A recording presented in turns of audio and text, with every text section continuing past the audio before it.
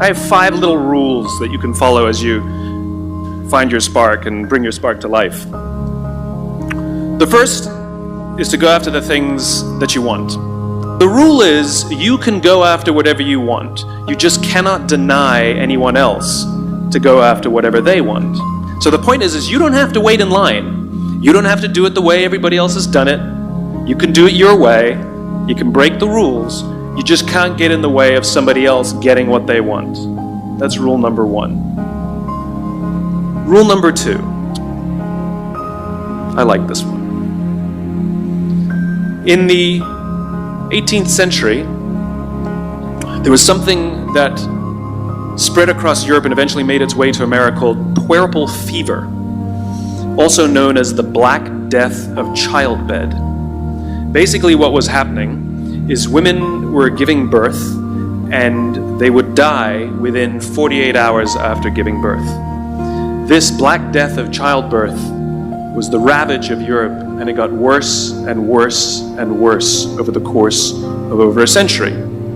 In some hospitals, it was as high as 70% of women who gave birth who would die as a result of giving birth. But this was the Renaissance. This was the time of empirical data and science, and we had thrown away things like tradition and mysticism. These were men of science, these were doctors.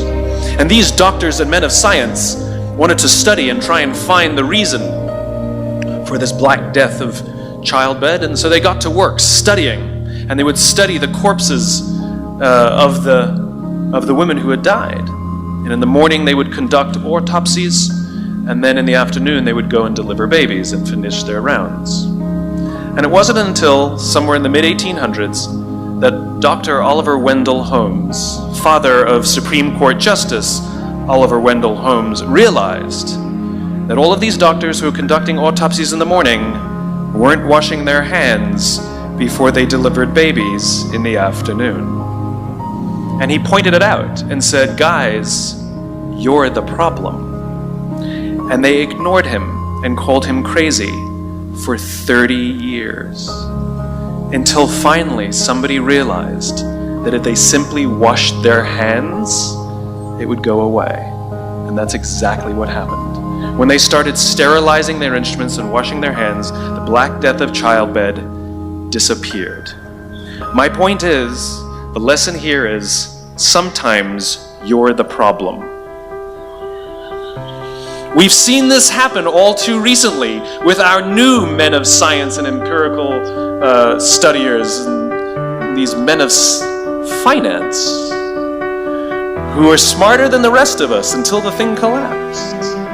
And they blamed everything else except themselves. And my point is take accountability for your actions. You can take all the credit in the world for the things that you do right, as long as you also take responsibility for the things you do wrong. It must be a balanced equation. You don't get it one way and not the other. You get to take credit when you also take accountability. That's lesson 2. Lesson 3, take care of each other. The United States Navy SEALs are perhaps the most elite warriors in the world. And one of the SEALs was asked, who makes it through the selection process? Who is able to become a SEAL? And his answer was, I can't tell you the kind of person that becomes a SEAL. I can't tell you the kind of person that makes it through buds. But I can tell you the kind of people who don't become SEALs. He says the guys that show up with huge bulging muscles covered in tattoos who want to prove to the world how tough they are, none of them make it through. He said the preening leaders who like to delegate all their responsibility and never do anything themselves, none of them make it through. He said the star college athletes who've never really been tested to the core of their being, none of them make it through. He says some of the guys that make it through are skinny, scrawny. He said some of the guys that make it through, you will see them shivering out of fear. He says, however, all the guys that make it through, when they find themselves physically spent, emotionally spent, when they have nothing left to give physically or emotionally, somehow, some way, they are able to find the energy to dig down deep inside themselves, to find the energy to help the guy next to them. They become SEALs, he said. You want to be an elite warrior, it's not about how tough you are, it's not about how smart you are, it's not about how fast you are. If you want to be an elite warrior, you better get really, really good at helping the person to the left of you and helping the person to the right of you. Because that's how people advance in the world. The world is too dangerous and the world is too difficult for you to think that you can do these things alone. If you find your spark, I commend you. Now, who are you going to ask for help, and when are you going to accept help when it's offered? Learn that skill. Learn by practicing helping each other. It'll be the single most valuable thing you ever learn in your entire life. To accept help when it's offered and to ask for it when you know that you can't do it. The amazing thing is, when you learn to ask for help, you'll discover that there are people all around you who've always wanted to help you. They just didn't think you needed it because you kept pretending that you had everything under control. And the minute you say, I don't know what I'm doing, I'm stuck, I'm scared, I don't think I can do this, you will find that lots of people who love you will rush in and take care of you. But that'll only happen if you learn to take care of them first. Lesson 4. Nelson Mandela is a particularly special case study in the leadership world because he is universally regarded as a great leader. You can take other personalities, and depending on the nation you go to, we have different opinions about other personalities. But Nelson Mandela, across the world, is universally regarded as a great leader. He was actually the son of a tribal chief.